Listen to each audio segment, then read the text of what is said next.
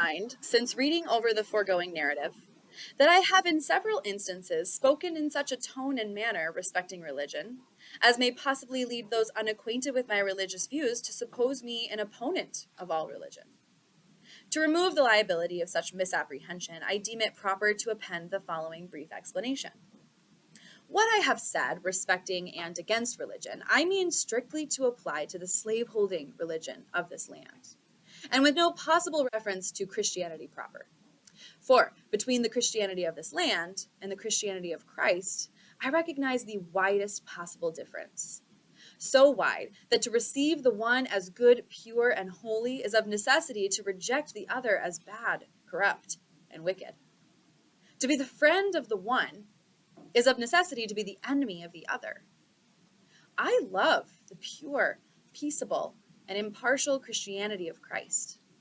I therefore hate the corrupt, slave-holding, women-whipping, cradle-plundering, partial, and hypocritical Christianity of this land.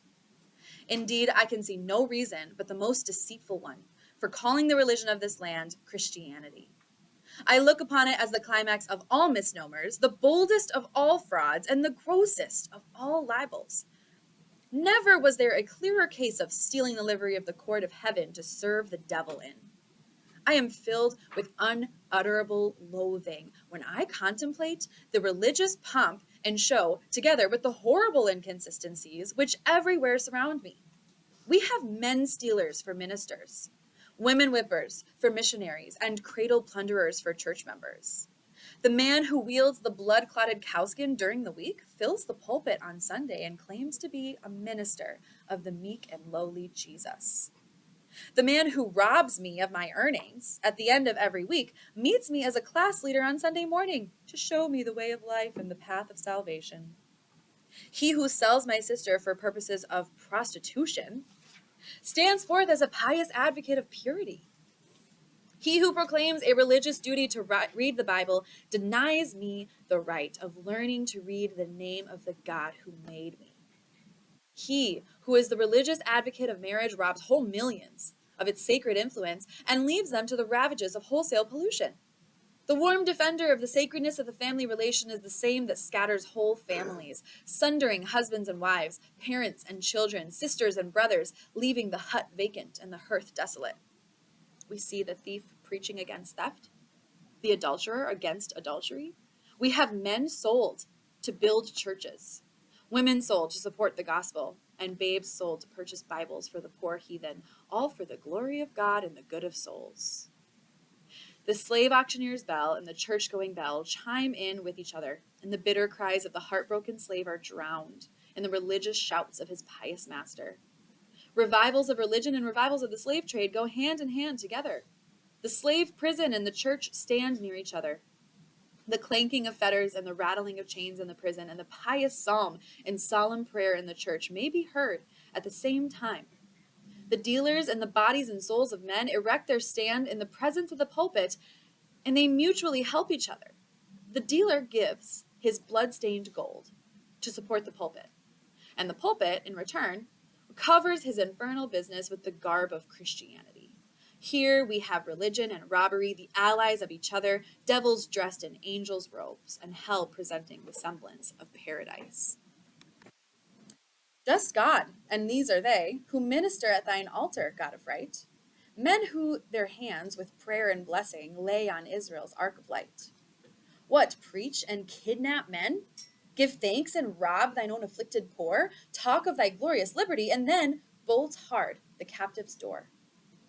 What, servants of thine own, merciful Son, who came to seek and save the homeless and the outcast, fettering down the tasked and plundered slave?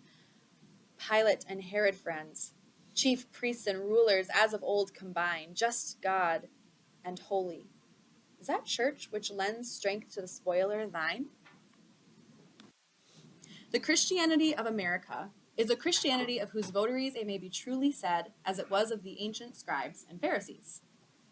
They bind heavy burdens and grievous to be borne, and lay them on men's shoulders, but they themselves will not move them with one of their fingers. All their works they do for to be seen of men. They love the uppermost rooms at feasts and the chief seats in the synagogues, and to be called of men, Rabbi, Rabbi.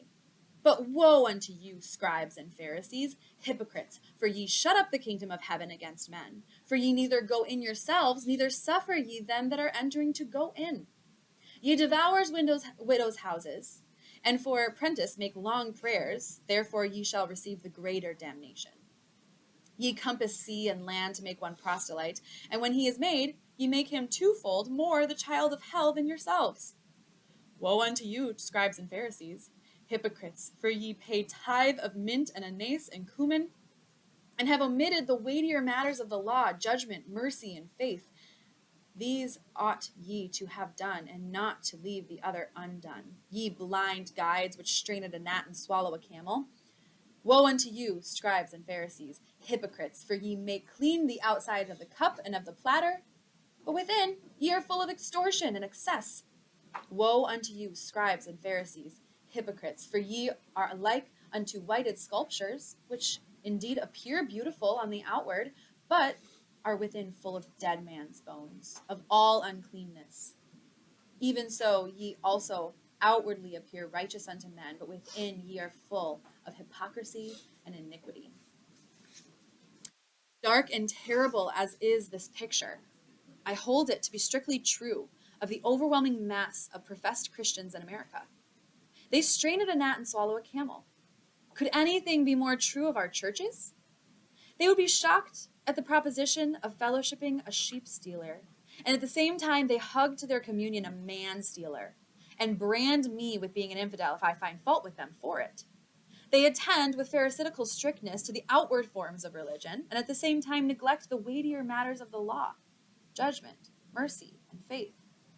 They are always ready to sacrifice, but seldom to show mercy. They are they who represented as a professing to love God whom they have not seen, whilst they hate their brother whom they have seen. They love the heathen on the other side of the globe. They can pray for him, pay money to have the Bible put into his hand, and missionaries to instruct him, while they despise and totally neglect the heathen at their own doors. Such is very briefly my view of the religion of this land, and to avoid any misunderstanding growing out of the use of general terms, I mean by the religion of this land that which is revealed in the words, deeds, and actions of those bodies north and south, calling themselves Christian churches and yet in union with slaveholders. It is against religion, as presented by these bodies, that I have felt it my duty to testify.